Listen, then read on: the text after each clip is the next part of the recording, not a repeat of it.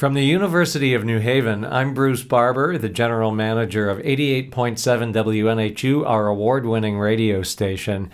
And this is a tutorial on how to create a radio PSA. Now, the first thing you want to think about is your target audience. And how do you establish in your mind who that target audience is? I like to tell people you want to imagine who you're talking to. Think about them as sitting across the table from you. And then you want to think about, based on the content of the PSA, and it's really the goal, what is the response that you want to elicit from that person? So, do you want to give them information? Do you want them to take action? These are all things you should be thinking about when you're establishing the target audience. And then you want to think about what's the best way to achieve this. So should your PSA be serious or funny? Should it have music or should it be dry? And there's decisions you can make with respect to music as to what it sounds like and what emotions it evokes. And then also narration or interview or a combination of those two things.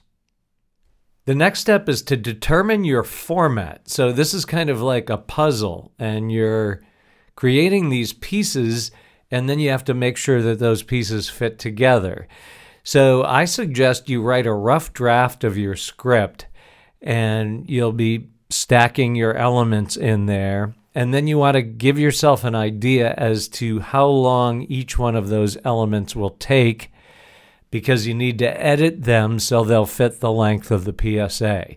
So if you see that you've got way too much content for, say, a 30-second PSA, you've got to go back and think about what needs to stay and what needs to go.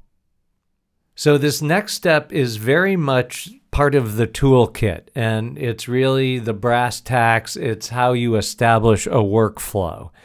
And I like to create a project folder that I use for things I'm working on, and I put it generally on a cloud-based service like Dropbox or Google Drive, just in case something happens to my computer or I have a bad crash or it gets stolen.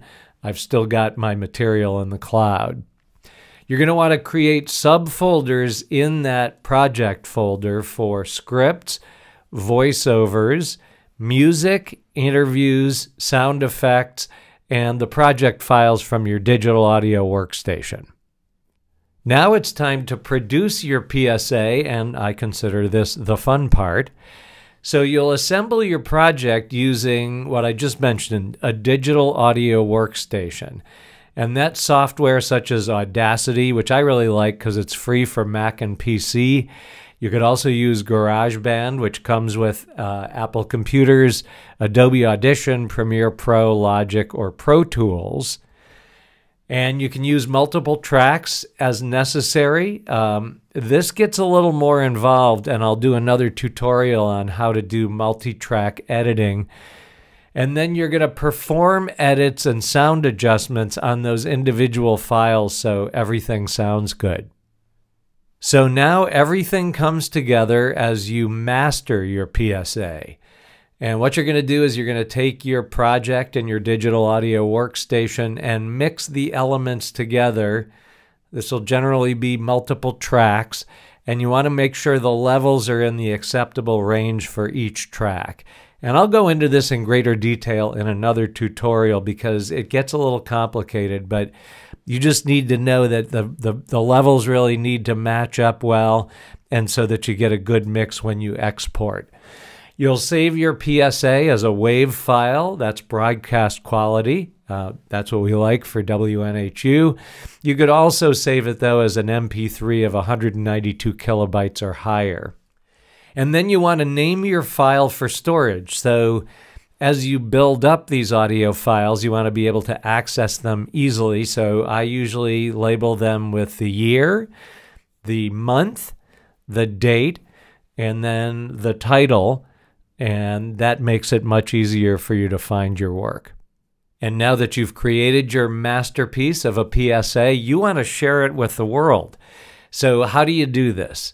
Well, if you want to make it simple, I like WeTransfer because it just gets a file from one place to the other using an email address.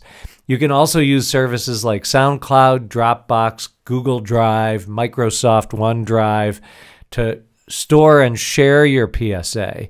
But with respect to sharing, especially if you want to do it on social media, I like SoundCloud because it provides you with an embed code and you can put that on your social media posts. And you can also feature your work on a personal website for future employers, which can be really important as well. Do you have questions?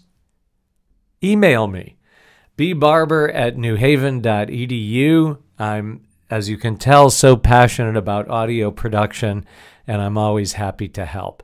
So good luck with your PSAs.